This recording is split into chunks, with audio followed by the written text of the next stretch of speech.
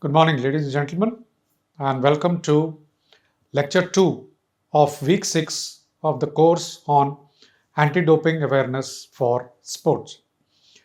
We hope that you have been having a good time doing this course so far and are finding it informative. I am Colonel Dr. Anup Krishnan, and I will be speaking to you today about intelligence gathering. So, as we saw in Lecture 1 of Week 6, there is a robust investigation system available which deals with investigation of all the ADRVs and all the circumstances surrounding the ADRVs which may be have developed because of the ADRV or because of which the ADRV has been found out.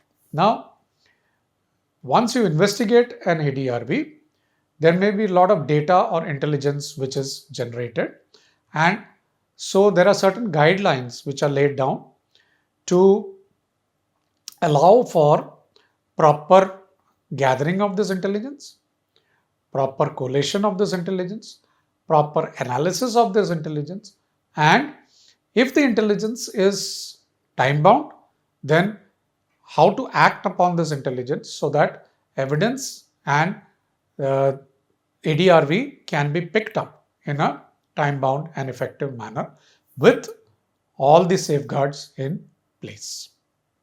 So, with this introduction, let's begin. I will be covering this topic as per the following outline: introduction, objective, gathering of intelligence, assessment and analysis, intelligence outcomes, and we will conclude with a take home message. So, to introduce this topic, gathering, assessment, and use of intelligence is governed under Article 11 of the International Standards for Testing and Investigation, or ISTI. The objective of Article 11 is to establish standards for the efficient and effective gathering, assessment, and processing of such intelligence for these purposes. What is this intelligence? Basically, when you investigate an ADRV, you come to know about so many incidences, so many occurrences, so many places, so many locations, so many people who are doing or contributing something for this ADRV. All this data is called intelligence, and that is all it is. It has been realized that testing alone is not sufficient to detect and establish to the requisite standard all the anti-doping rule violations as identified in the code. Now, if you use any prohibited substance or prohibited methods, it may be uncovered when you analyze the sample. However, the other code ADRVs can usually only be effectively identified and pursued through the gathering and investigation of non-analytical anti-doping intelligence and information. What it means is very simple. If you use a prohibited substance or method, it can be picked up when your sample is analyzed.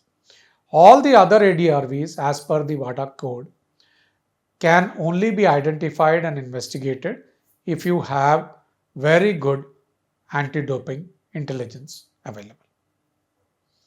So this means that anti-doping organizations need to develop efficient and effective intelligence gathering and investigation functions.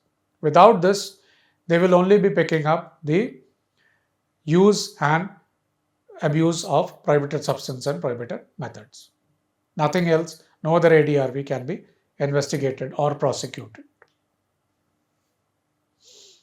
So what is the objective of this?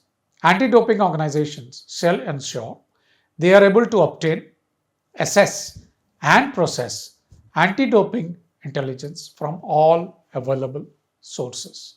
Why should they do it? They should do it to help deter and detect doping, to inform the development of an effective, intelligent, and proportionate test distribution plan.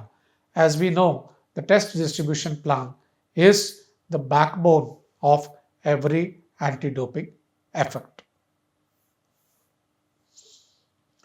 To plan target testing and to conduct investigations as required by the core article 5.7. So, gathering of anti-doping intelligence. Anti-doping organizations shall capture or receive anti-doping intelligence from all available sources, including but not limited to athletes and athlete support personnel.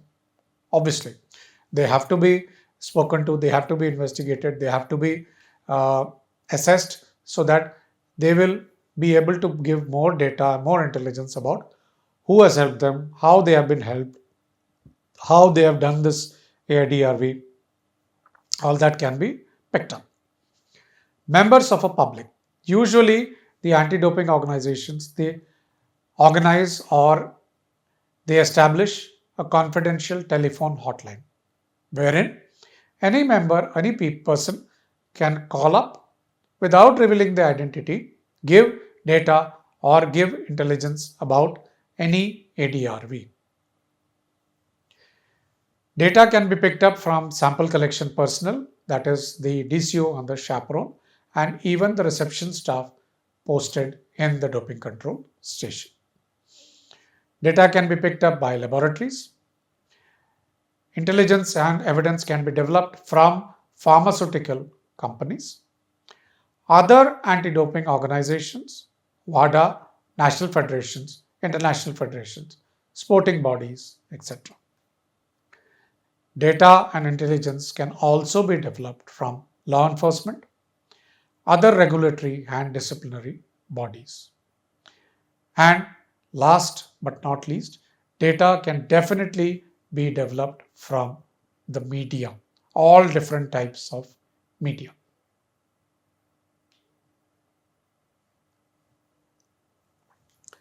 While this gathering of anti-doping intelligence is going on, anti-doping organizations should have robust policies and procedures in place to ensure that the anti-doping intelligence captured or received is handled securely and confidentially.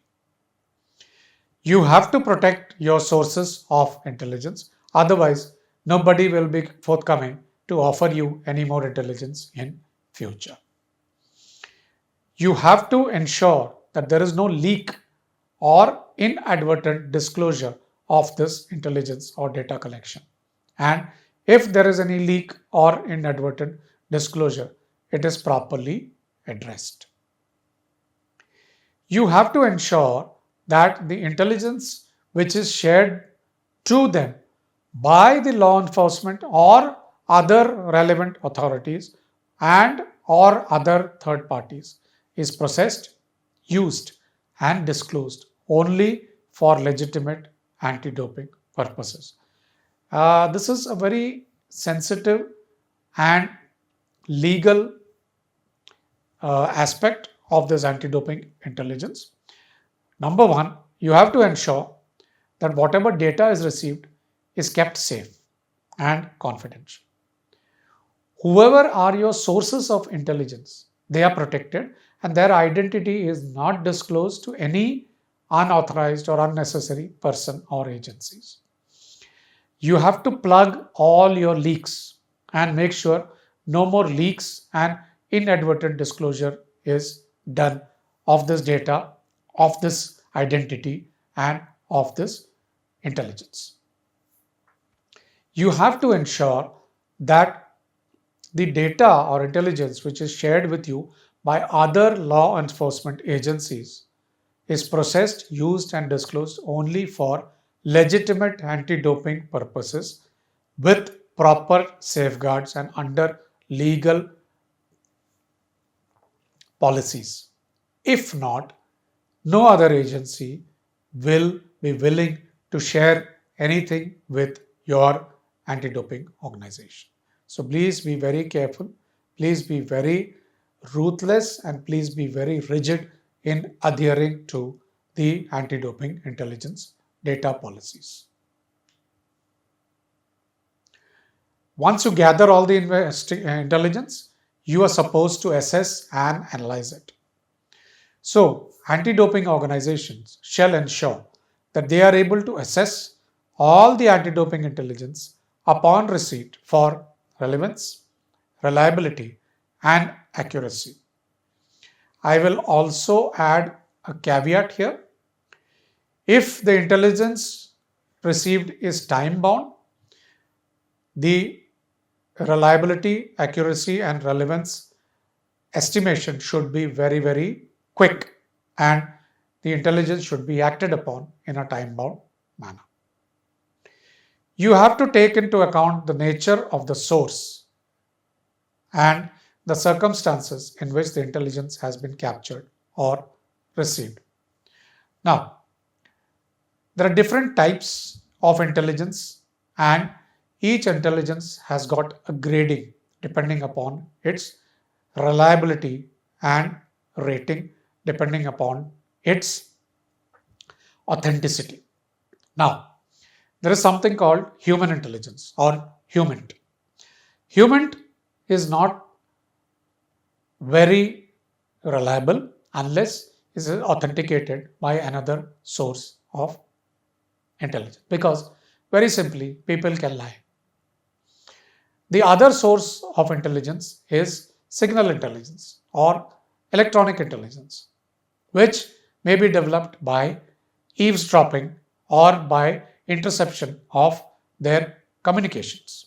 Now, this is supposed to be more reliable and more relevant.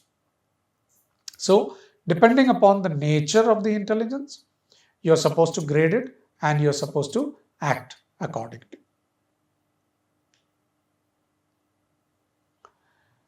There are various models that may be used as the basis for the assessment and analysis of anti-doping intelligence. There are also databases and case management systems that may be used to assist in the organization, processing, analysis, and cross-referencing of such intelligence.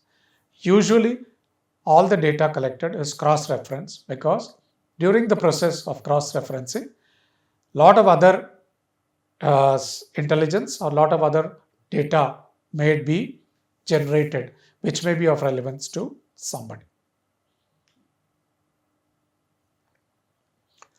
All anti-doping intelligence captured or received by an anti-doping organization should be collated and analyzed to establish patterns, trends, and relationships. If you do not collect it, collate it, and analyze the data, you will not be able to derive any conclusion out of it. You will not be able to establish any pattern, any trends, or any relationships from this data. This will assist the anti-doping organization in developing an effective anti-doping strategy and or in determining whether there is a reasonable cause to suspect that an ADRV has been committed. This will also help the anti-doping organization to detect that a further investigation is warranted in accordance with Article 12 and the international standards for results management. Intelligence outcomes. The anti-doping intelligence shall be used to assist for the following purposes: developing, reviewing, and revising the test distribution plan, to determine when to conduct target testing, and in each case in accordance with Article 4. If you have intelligence saying that such and such individual is indulging in doping, you can develop this intelligence and conduct target testing of that individual when he is not suspecting that a dope testing sample will be collected. You can also create targeted intelligence files which can be referred for investigation in accordance with Article 12 later. So you can pounce when the individual is least suspecting it. Anti-doping organizations should also develop and implement policies and procedures for the sharing of intelligence. This intelligence may be shared with other anti-doping organizations, with law enforcement, or any other relevant regulatory or disciplinary authority. What it means is when you are investigating an anti doping rule violation, if you find evidence that a crime has been committed which does not fall under the WADA code, it may fall under the police, it may fall under the enforcement authority, it may fall under the customs authority, or any other such authority, then you are authorized to share this data and evidence with the other authorities so that they may proceed against the individual as per their rules and regulations. Intelligence outcomes.